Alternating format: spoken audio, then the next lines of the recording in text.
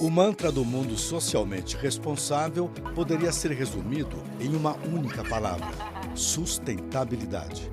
A palavra tem tanta força que até a Organização das Nações Unidas fez um cardápio para que o planeta se transforme em um grande projeto humanitário e seja, de fato, sustentável.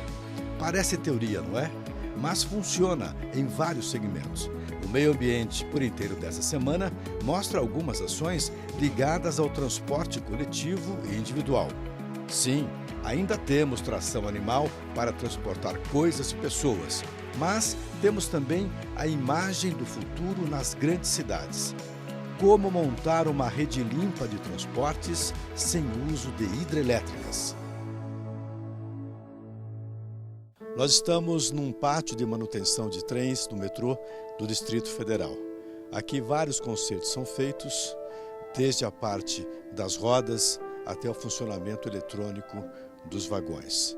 Uma das partes mais interessantes que há aqui nesse pátio está exatamente aqui à minha direita, que é esse sistema de abastecimento elétrico. Essa é a peça-chave de todo o sistema de circulação dos 24 trens que servem os passageiros em horários de pico. Por falar em abastecimento de energia, nós vamos conhecer uma grande novidade. É a primeira estação da América Latina que utiliza o sistema de placas voltaicas. Fica aqui no Distrito Federal, na estação Guariroba. Bicicletas, ônibus que poluem menos, trens, carros elétricos, metrôs, temos a busca mundial por uma energia limpa. Mas preste atenção, não basta a engenharia das fábricas. É preciso remontar a engenharia social de trabalho e de distribuição de riquezas. É o que prega a ONU. Um país como o Brasil, por exemplo, precisará trabalhar muito para cumprir as metas sustentáveis do milênio. Você já ouviu falar de energia solar. Mas já ouviu alguma coisa sobre estação de metrô movida a partir dos raios do sol? Nós estamos dentro da estação Guariroba e vemos aqui uma placa com todos os objetivos, segundo a ONU, para que um bom projeto de sustentabilidade seja realizado e implementado.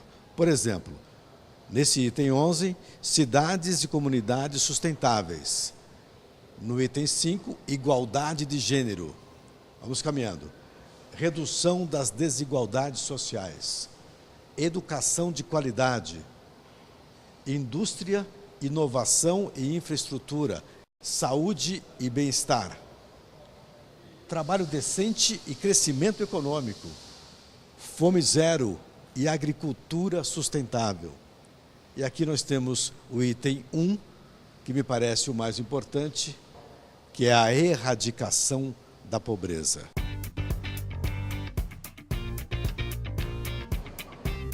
A estação é a quarta do mundo no uso de energia solar. Nova Delhi, na Índia, Nova York, nos Estados Unidos e Milão, na Itália, já utilizam o sistema alternativo. Em Guariroba, são centenas de painéis fotovoltaicos instalados na laje. O metrô do Distrito Federal transporta cerca de 170 mil pessoas diariamente. 2 mil usuários embarcam em Guariroba. A instalação do sistema em uma região vulnerável do Distrito Federal era o objetivo principal do projeto social. Onde está lá a estação fotovoltaica? Qual a principal justificativa para algo diferenciado? É exatamente levar o que a gente chama em urbanismo, monumentalizar a periferia, ou seja, levar um monumento, aqui no caso da tecnologia, ao ponto mais carente ao longo da nossa linha. E aí chegamos a Guariroba.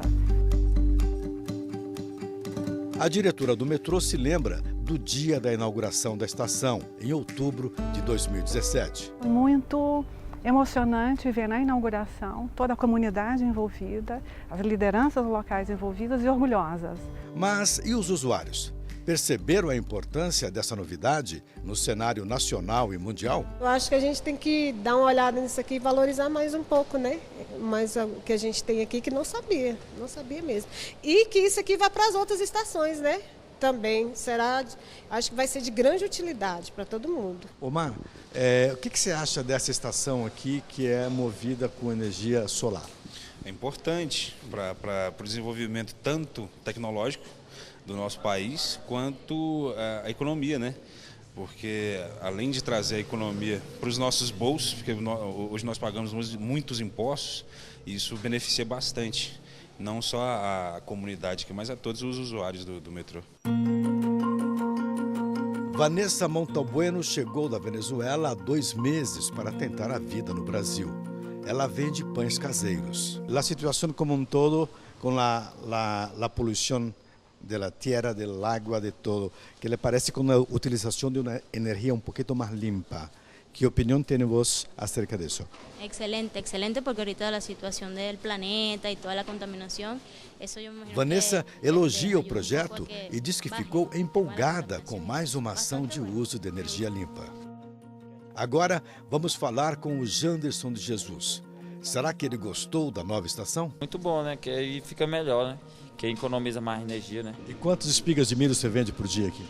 Eu vendo umas 70 por dia, assada. Qualquer dia você vai acabar assando milho aqui com energia solar, né? É, aí vai ser bom, né? Que aí não vai precisar gastar o carvão. A energia captada pelos painéis fotovoltaicos supre as necessidades de todos os equipamentos. E o que sobra é redistribuído para alimentar outras operações. O próximo passo do metrô do Distrito Federal é instalar uma usina solar que irá atender toda a demanda do sistema. Mas, por segurança, a companhia continuará comprando energia no mercado para usar em horários de pico. Existe um consumo muito alto, mas quando os trens entram em velocidade máxima ou até entram em frenagem, você tem uma redução de consumo de energia enorme. A geração de energia fotovoltaica ela é constante. Então, ou seja, se nós temos um consumo que oscila e uma geração constante, em dado momento eu vou ter uma geração que vai sobrar, ou seja, que eu não estou consumindo, e em dado momento vai ter um consumo maior do que eu estou gerando. Saímos do metrô e vamos para a Austrália. Um carro de estilo roda pelo país. Tem até ônibus usando a mesma energia. Grandes montadoras também utilizam os painéis nos tetos. Lembra do charme de um carro que tinha teto solar? Pois é, era só argumento de venda. E charme, agora é para valer. Em Pirapora, Minas Gerais, e Bom Jesus da Lapa, na Bahia, já funcionam grandes parques solares. Há também uma maneira de aproveitamento dos raios quentes e luminosos até no asfalto das rodovias. O uso dessa energia limpa vem crescendo no mundo todo. Mas pensar alto é voar sem gasolina ou querosene. Em 2017, um avião deu a volta ao mundo sem gastar uma única gota de combustível fóssil. As asas enormes eram equipadas com placas fotovoltaicas. O aparelho decolou e aterrissou em Abu Dhabi, nos Emirados Árabes Unidos. História, desafio, sonho, futurismo, conceitos que se misturam em um mundo em transição. Carros autônomos já rodam em Phoenix, capital do Arizona, nos Estados Unidos. A mesma empresa já patenteou a tecnologia de carros voadores, que usariam os tetos dos prédios como estações de pouso e decolagem. As imagens são apenas promocionais. O plano dessa companhia, que já domina os aplicativos para táxis, é abrir sociedade com empresas de tecnologia e know-how aéreo. Em 2019, deverá ser realizado o voo inaugural de uma espécie de helicóptero e avião entre 2 edifícios de Los Angeles, nos Estados Unidos. Os voos comerciais devem começar em 2023. No próximo bloco, a repórter Larice Neves mostra como funciona o carro elétrico.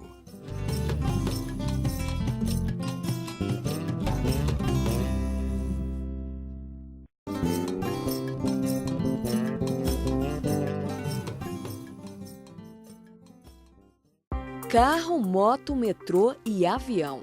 Esses são os meios de transportes mais utilizados pelo homem do século XXI. Homem que há milênios cruzou países e continentes a pé. Hoje é possível ir de Brasília a São Paulo, por exemplo, em 1h30 de avião. De carro, o percurso dura mais, em torno de 12 horas. O tempo é maior, só que na segunda opção há uma vantagem. Com alguns modelos de automóveis, a viagem é ecológica. O sonho de uma viagem sustentável é possível com um carro como este. O segredo está no motor. É elétrico. Não precisa de gasolina, álcool ou diesel. É só conectar na tomada por algumas horas e pronto. O veículo já pode rodar. No mercado brasileiro, o consumidor encontra alguns modelos. Está começando a chegar aqui, ainda caro. Existem poucos modelos, né? E o valor deles estão por aí, 150, 160 mil reais ainda, né? Mas depois da isenção, redução de IPI, vai baixar um pouco isso para uns 120. O Brasil ainda tem uma frota pequena de carros elétricos. A Associação Brasileira de Proprietários de Veículos Elétricos Inovadores não tem um número exato, mas diz que são poucas centenas. A maior parte está nos estados do Rio de Janeiro e de São Paulo. Este é de uma marca importada, vendido no país por 160 mil reais. O valor é um pouco salgado, mas na ponta do lápis, o investimento a longo tempo pode valer a pena.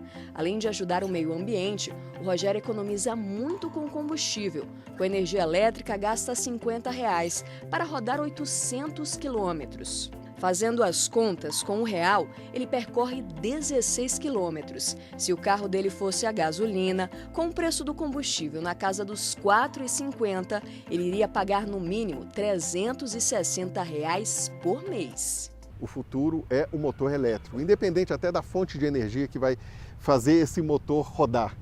Mas o futuro é elétrico, isso não tem volta.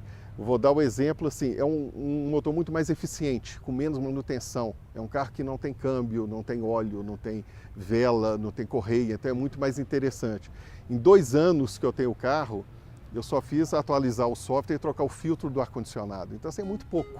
A manutenção é muito barata. O Rogério, que é arquiteto, começou implantando o estilo sustentável no trabalho, em projetos para prédios. Gostou tanto da ideia que trouxe para a vida pessoal. Ele comprou o automóvel elétrico há 2 anos. Antes, só teve carro movido a gasolina e não se arrepende da troca.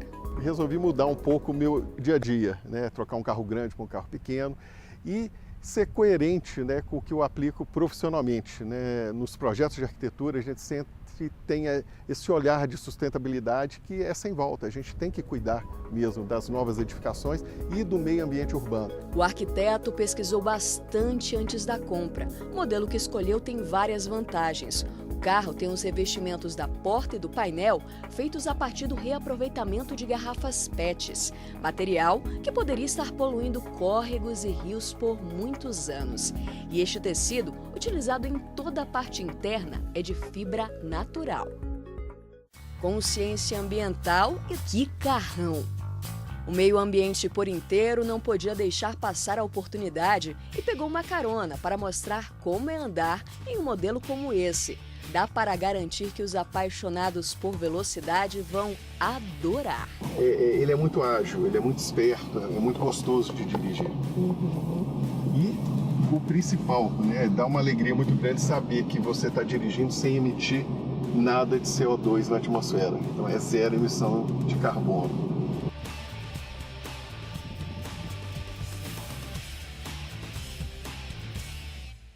Posso dirigir? Vamos lá. Então vamos lá. O que eu preciso aprender primeiro? Primeiro, ligar o carro. É muito diferente? Nada, né? Pisa no freio e aperta o botão Start. Primeiro eu acho que tem que arrumar aqui. É bom também.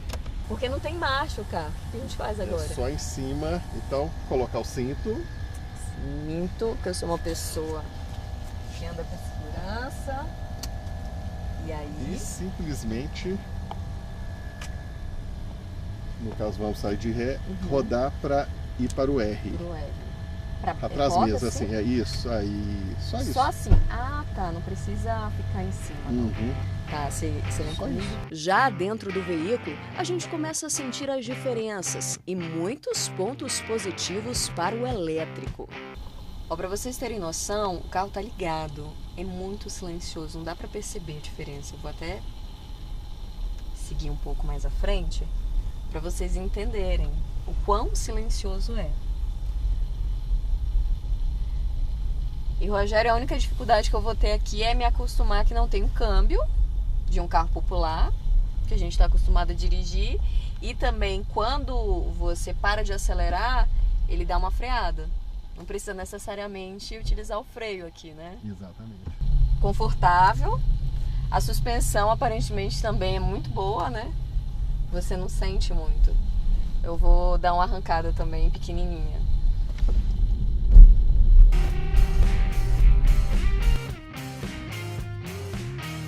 Mas os donos de carros elétricos não têm só elogios. Os modelos são bons nas cidades. Pegar a estrada, por exemplo, na maior parte do país, é um desafio. A autonomia dos veículos gira em torno de 160 quilômetros. Depois disso, é preciso fazer uma parada e recarregar as baterias. Em tomadas comuns, daquelas que temos em casa, o processo dura 8 horas. Em pontos de recarga semi-rápida, de 2 a 3 horas. As estradas brasileiras têm poucos locais de carga rápida, onde a bateria é totalmente carregada em 20 minutos. Para termos noção, as rodovias que cortam a capital do Brasil não possuem nenhum ponto de recarga rápida. No perímetro urbano de Brasília, encontramos apenas 9 pontos e eles são de recarga semi-rápida. Um aplicativo de celular ajuda o motorista a localizar onde pode parar numa emergência. Mas o que facilitaria mesmo está diretamente relacionado a políticas públicas para a popularização desses automóveis em todo o território nacional. Você tem alguns estados que já dão benefícios fiscais para carros elétricos ou a hidrogênio. No caso do estado de São Paulo, há já hoje a possibilidade do estado diminuir o IPVA, o valor do imposto de propriedade sobre veículos automotores, para aqueles veículos elétricos movidos, impulsionados à eletricidade ou ao hidrogênio. Uma pesquisa feita pela Fundação Getúlio Vargas mostrou que o Brasil tem mercado para vender 150 mil carros elétricos por ano. E sabe por que isso não acontece? Primeiro, devido aos preços desses veículos, que são inflacionados por impostos altíssimos. Hoje, os motoristas que fazem a opção por motores ecologicamente corretos pagam 25% de IPI, que é o imposto sobre o produto industrializado. A diferença é enorme para outros modelos. A alíquota sobre automóveis de 1.000 cilindradas é em média de 7%. O carro elétrico pagar mais imposto está fora da nossa atual realidade. Também depende das políticas regionais, né, municipais ou estaduais. No próximo bloco, o Meio Ambiente por Inteiro continua falando sobre carros elétricos. Vamos contar a história de um militar aposentado que resolveu transformar o veículo que tinha em elétrico.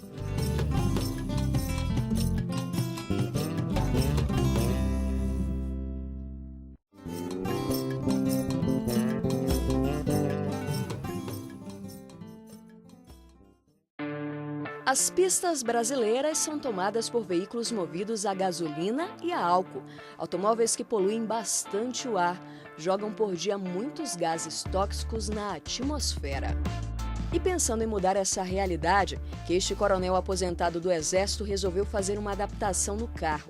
Ele pesquisou, viajou para a América do Norte, fez um curso e transformou um automóvel 1.0 em elétrico. O seu Gurgel sempre gostou de um desafio e esse foi dos grandes. A adaptação foi a primeira do tipo aqui no Brasil. Ele fez isso em 2009. Já são 9 anos. Montou todo o plano e colocou a mão na massa. Tirou as peças que não precisava e deixou apenas uma, que os veículos elétricos de fábrica não têm: o câmbio. Eu vou de 0 até 80 km por hora em terceira marcha. Precisando, no caso a pista permitir uma velocidade acima de 80 km por hora, eu então engato uma quarta marcha. e até mesmo a quinta marcha. O seu Gurgel demorou 4 meses para concluir o projeto. Ele gastou R$60 mil. Todos os equipamentos foram importados. O motor dos Estados Unidos e as baterias da China. São 40 baterias, 10 colocadas na parte da frente do veículo e 30 na parte de trás. Agora, o coronel aposentado virou também autor de livro. Isso daqui é para que outras pessoas possam também fazer essa adaptação, seu Gurgel? Sim, perfeitamente. Eu resolvi publicar este livro que ensina quase assim um passo a passo. Aqui eu falo de tudo e ainda apresento os desenhos técnicos, né? Esses desenhos técnicos que foram então apresentados ao Denatran para a aprovação do projeto. A não emissão de gases poluentes é o que se deseja, né, para a manutenção de um ambiente limpo, que as pessoas possam respirar e não se adoecerem em virtude da poluição do ar. O dono do automóvel movido a eletricidade não precisa trocar velas, filtros e óleo, nem se preocupar com problemas na injeção. Do lado de fora, não dá nem para perceber que o carro foi adaptado. Dentro, as únicas diferenças são o amperímetro e o voltímetro no painel. Eles são utilizados para medir as correntes elétricas e evitar qualquer acidente. O seu Gurgel recarrega as baterias do carro no prédio onde mora. Ele puxou uma fiação para a garagem e colocou uma tomada industrial. Aí é só pegar o cabo e deixar a noite toda assim. O impacto na conta de energia é pequeno, equivale ao uso de um aparelho de ar-condicionado. O carro do coronel do Exército foi todo legalizado. Ele teve um certo trabalho, mas o documento saiu depois de 4 anos. Foi preciso apresentar um projeto no Detran, criar uma empresa para fazer a transformação e aí sim receber o aval dos órgãos de trânsito para trafegar pelas ruas. O Detran e o Denatran ainda não tinham recebido um pedido desses e na época tiveram que criar uma portaria.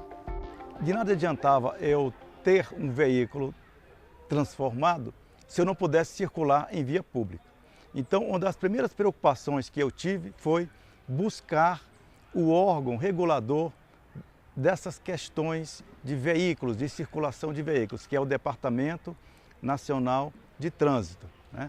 E dentro do Departamento Nacional de Trânsito tem a Câmara Temática de Assuntos Veiculares. Então, essa Câmara Temática é que trata especificamente dessas questões. O Denatran emitiu, então, uma portaria no sentido de que havia possibilidade de qualquer cidadão brasileiro fazer o que eu fiz. Depois da iniciativa pioneira, outras pessoas no Brasil já fizeram a adaptação. Algumas empresas estão entrando em cena. O Adriel e o Paulo querem empreender na área ainda este ano. Eles compraram este carro antigo e já importaram kits com peças da China. Sonham em vender a transformação e baratear o processo. O nosso intuito é realmente mudar essa perspectiva de que você tem que ficar trocando de carro o tempo inteiro. O carro é uma coisa para te levar de um ponto A a um ponto B. Ele não tem que significar status ou coisas do tipo, ele tem que satisfazer uma necessidade de locomoção. Eu acredito que vai ser uma coisa assim bem bacana, porque hoje em dia todos vê carros totalmente elétricos, parcialmente elétrico no caso, carros novos, né? Então são carros que são muito caros. E como nós participamos de vários clubes de carros antigos, imaginar em chegar dirigindo um carro elétrico, parando nesse coisa sem fazer barulho nenhum, vai ser um negócio bem emocionante mesmo, bem legal, diferenciado, né? Os engenheiros brasileiros trabalham também para desenvolver o motor elétrico nacional. Aí sim, o sonho de ver mais carros movidos a energia elétrica vai ficar mais perto de se tornar realidade. A vantagem do veículo elétrico, a gente costuma chamar que é o veículo mais flex que existe, né? Porque a eletricidade pode vir de várias fontes, né? Desde fontes sujas até fontes limpas, né?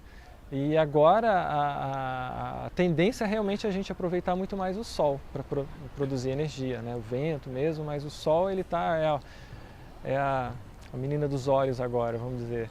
Então, a produção, inclusive porque você pode colocar um painelzinho solar na sua casa, né? Você não precisa de grandes espaços, né? Nem grandes investimentos iniciais. Pode fazer um sistema pequeno, depois aumentar. Então, quem possui um veículo elétrico também pode investir na própria produção de energia para o próprio veículo, né? Parte de uma mentalidade que deve atingir as duas pontas. Deve atingir a indústria automobilística, né, para que ela esteja incentivada, para que ela tenha motivos para produzir esses carros, e, de outro lado, dos próprios consumidores, que a partir do momento que você tiver um veículo com valor menor e com a tributação menor, o IPVA mesmo, ele incide aqui em Brasília durante 15 anos. Se você tiver um desconto considerável durante esses 15 anos, na ponta do lápis o consumidor pode achar interessante, economicamente, adquirir um veículo menos poluente, um veículo elétrico ou movido a hidrogênio. O Meio Ambiente por Inteiro fica por aqui. Se quiser rever esse e outros programas, acesse tvjustiça.juiz.br. Se quiser mandar um e-mail para a gente, envie para meioambienteporinteiro@stf.juiz.br. Até a próxima!